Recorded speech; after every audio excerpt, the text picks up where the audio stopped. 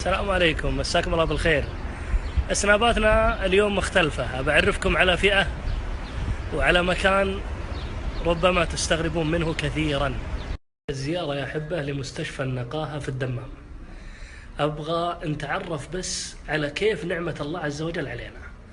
شوفوا المواقف بعد شوي عشان تكونون في الصورة. 60% من الحالات اللي موجودة في النقاهة حوادث سيارات، والباقي إما إعاقة أو جلطة أو كبر سن. طبعا هذا الأخ كان مهندس في شركة وأصيب بجلطة والآن عنده شلل نصفي، الجزء الأيمن كله ما يتحرك. طبعا هذا الأخ حالته غريبة جدا جدا، طبعا ما يعي ولا يستوعب ولا يتكلم ولا ينطق ولا يتحرك ولا شيء. تدرون وش السبب؟ كان في خلاف عائلي بينه وبين ولد عمه، والغضب الشديد أدى إلى انفجار عرق في المخ وتسبب في تعطل جميع الأعضاء.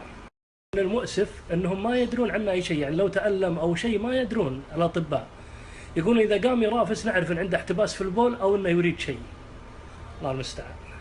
طبعا أخونا هذا صار عليه حادث داخل الدمام قبل 6 سنوات وأصيب بإعاقة كاملة، ما يتحرك شيء ولا يستوعب شيء، نفس حالة اللي قبل شوي. يعني ما يدرون وش اللي في خاطره، بس أحيانا يبكي ولا يدرون الأطباء وش اللي يريد وش اللي يحتاج. العجيب أن أمه وأبوه طيلة ال6 سنوات الماضية كانوا يأتون له كل يوم العصر وتقرأ عليه وتبكي بكاء مرير. لو تأملتوا قلنا حادث داخل الدمام، معناته مو هم مسرع سرعة كبيرة.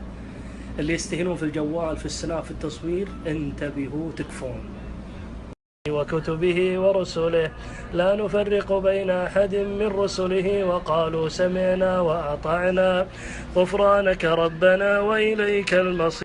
طبعا أحاول قدر المستطاع أني ما أظهر وجوههم بشكل واضح، يعني تقديرا واحتراما لهم ولأهاليهم، يمكن أحد يشوف. الحالة اللي بعرضها الآن أبى أخليه يتكلم لأنه يستطيع الحديث ويعطيكم سالفته وشوفوا العبرة وين. أرحب يا أبو ظافر. تفضل يا حبيبنا، ايش الموضوع؟ عندي نصيحة لكل واحد يسوق سيارة بعدم السرعة، لأنه بيسرع ولا بيقدر لا تعطي سيارة ولا ترك قدام زحمة صدقني ما يقدر يوقف السيارة.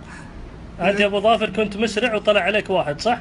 أنا كنت مسرع، طلع سيارة من اليمين، محمد قام داك صفرين شفعت تقلبت ها؟ هذا الكلام قبل كم سنة؟ تقريبا 10. لا ما تذكر. ايه وقت اقول لك قبل 10 وقت بلد واترك الدم. لا صادق. اسال الله ان يشفيك، قول امين. ويحفظك يا ابو ظافر ويسعدك. جزاك الله خير يا مرحبا.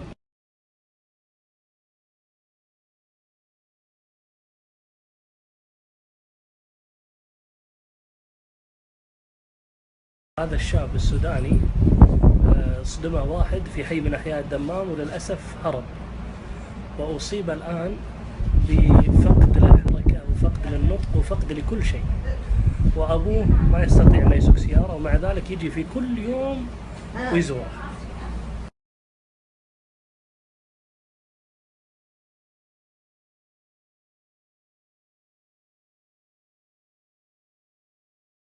الشاب هذا كان يسوق دباب في حارتهم وصدمته سيارة وتعطلت عنده الأعضاء وأصبح ما ينطق ولا يتكلم.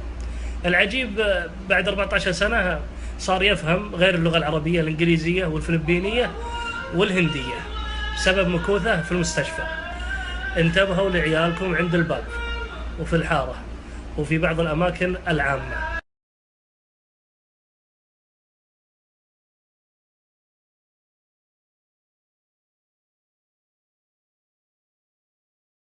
الحالة الأخيرة أيضا عنده تعطل في الحركة وأصبح إنسان عدائي ويصاب بنوبات، كله بسبب الإفراط في تناول الكحوليات، الشراب والخمر والويسكي، فضلا عن أنها محرمة قد توصل بالإنسان إلى هذه الحالة. أصبح عنده تلف في الدماغ، عطلت عنده الأعضاء والحركة.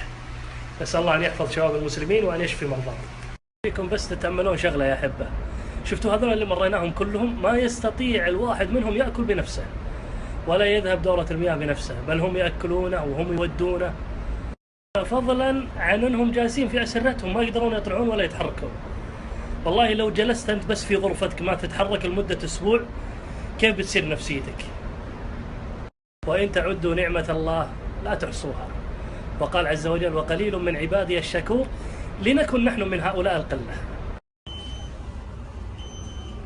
أنا المريض والقهوة اللي قبل شوي هذا رجل كبير في السن عمره فوق 90 ومصاب بزهايمر، وأيضا ما يتحرك من الشيء. العجيب أن عنده ولد يجي كل يوم من بعد صلاة العصر إلى صلاة العشاء ويجيب معه قهوة، والأب هذا ما ينطق إلا باسم ولده اسمه سعيد، ويجيه في كل يوم ويشربه قهوة بشكل بسيط جدا، ويصلي هنا المغرب ويصلي العشاء في المستشفى بعدين يمشي. نعم البر والله.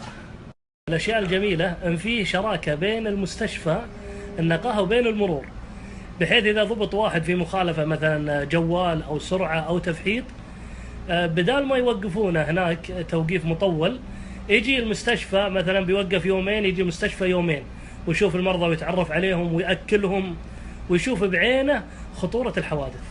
وهذا شيء جميل. حتى بعض القضاة يحكم على بعض المفحطين أنهم يجون ويداومون هنا في المستشفى مدة معينة.